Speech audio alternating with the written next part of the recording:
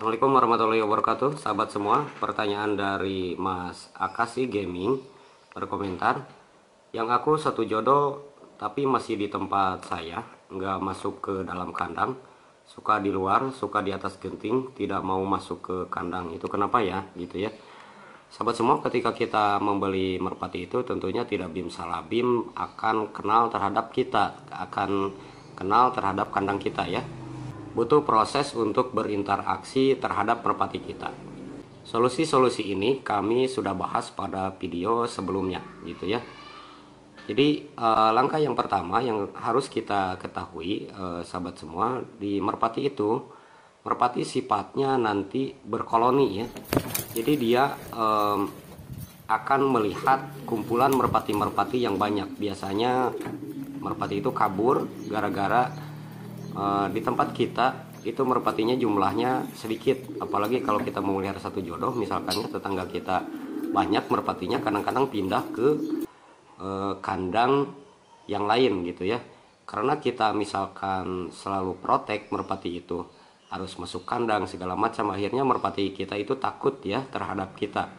Nah tapi pertanyaannya, merpati itu masih ada di genting gitu ya, tidak mau masuk kandang. Nah ini pertanyaannya karena merpati itu melihat makanan yang ada di tempat kita gitu ya. Jadi selain yang diperhatikan oleh merpati itu, yang pertama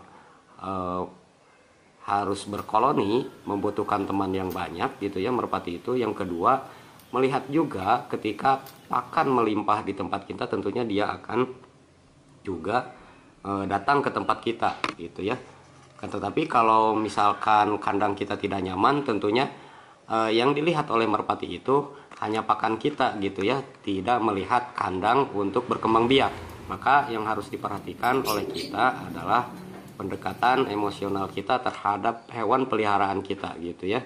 Kandang kita harus nyaman, terus juga pakan yang harus banyak. Kalau misalkan masih pincang ya sahabat semua, kalau misalkan merpati kita hanya mencari makanan di tempat kita aja, sedangkan tidak berinteraksi dengan kita gitu ya. Nah itu yang belum pas gitu ya. Idealnya ketika memberikan pakan ke kita manut ya sahabat semua, terusan masuk juga ke kandang gitu.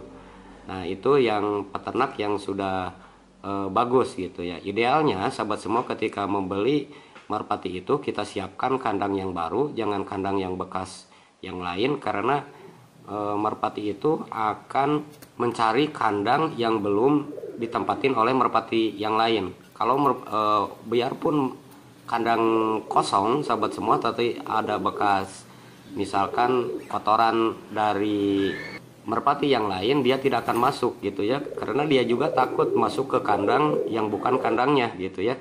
Makanya kandangnya harus yang baru, tempat pakannya yang baru, terus lingkungannya juga lingkungan yang nyaman, pakan yang banyak gitu ya. Nanti sahabat semua bisa berkembang biak. Kalau misalkan masih digenting, nanti bisa dia mencari sarang sendiri. Dia berkembang biak di tempat lain, terus makanannya ngambil di tempat kita gitu ya. Itu kasusnya sama persis, kami juga pernah mengalami hal yang semacam itu. Kenapa merpati itu tidak mau masuk kandang padahal ada kandang yang kosong gitu ya, terus hanya mencari makanan saja, terusan malamnya juga kembali lagi tidak ada. Ternyata sahabat semua, dia sudah bertelur, sudah berkembang biak, sudah mengeram, sudah mempunyai anakan di tempat yang lain gitu ya. Seperti itu.